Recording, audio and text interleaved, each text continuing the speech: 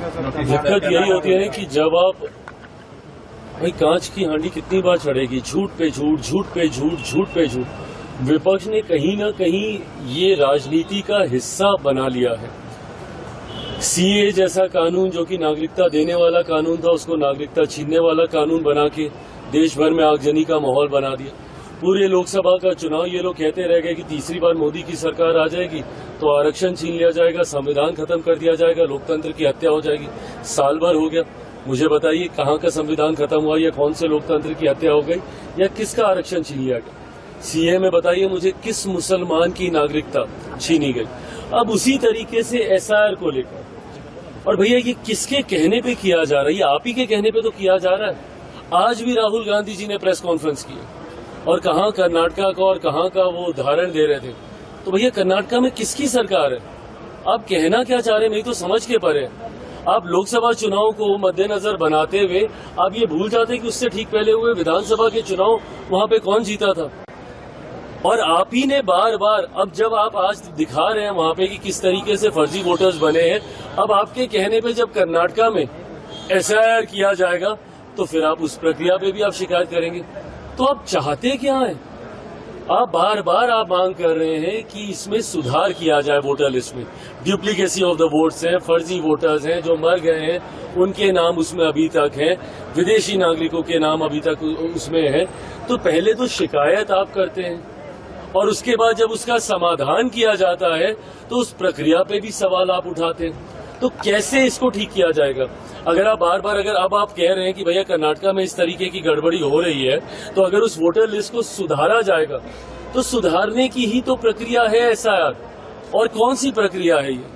But ऐसे में chit भी आपकी, पट भी आपकी, शिकायत भी आप करेंगे, शिकायत पे कार्रवाई होगी तो उस पर भी आप करेंगे। और उसी तरीके से अब ये क्या एक बड़ा उदाहरण नहीं है इसी बात का? भाई नेता प्रतिपक्ष के पास अगर दो वोटर कार्ड हैं तो क्या ये चिंता का विषय नहीं है? अगर आपके पास हो सकते हैं तो सोचिए कितने और लोग होंगे जिनके पास होंगे। तो क्या इसका रिवीजन नहीं होना चाहिए?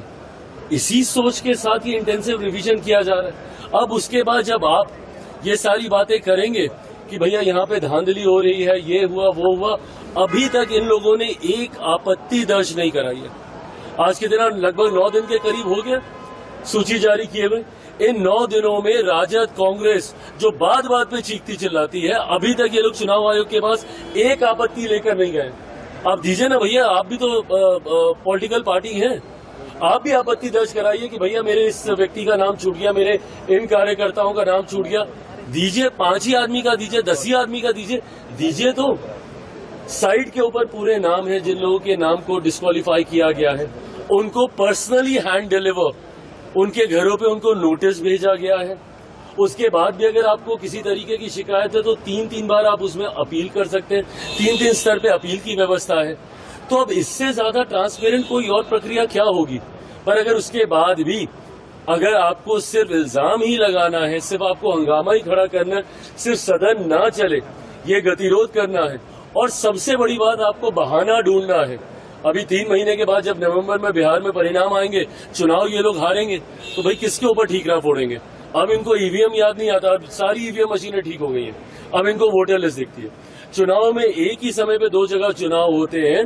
झारखंड का चुनाव ये लोग जीत जाते हैं तो झारखंड ठीक है, बट वहीं ये लोग महाराष्ट्र का चुनाव हार जाते हैं तो अभी तक हम लोग को सुनाया जाता है कि भाई आप लोगों ने वोटर लिस्ट में धांधली की इसलिए आप लोग वो जीते। तो भैया धांधली वहां हो रही थी तो झारखंड में क्यों नहीं हो रही थी? तो आप एक बार आप कुछ कहेंगे, उसके बाद उसी शिकायत के ऊपर जब चुनाव आयोग कार्रवाई करेगा और आप सदन में मांग कर रहे हैं, बताइए कौन बुद्धि देता है इन लोगों को? मेरी समझ के परे है। सदन में एसआईआर को लेकर चर्चा कैसे हो सकती है, मुझे बताइए। सदन में अगर इसको लेकर एक बार के लिए मान भी लीजिए चर्चा हम लोगों ने कर भी ली, तो कौन सा मंत्री जवाब देगा?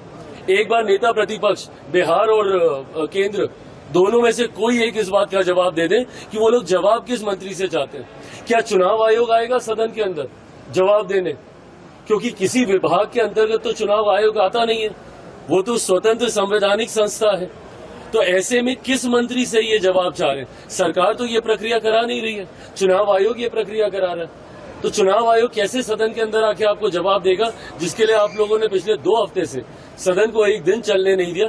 सिर्फ आपको हंगामा खड़ा करना है, इस दृष्टि से आप कर रहे हैं तो करते नहीं।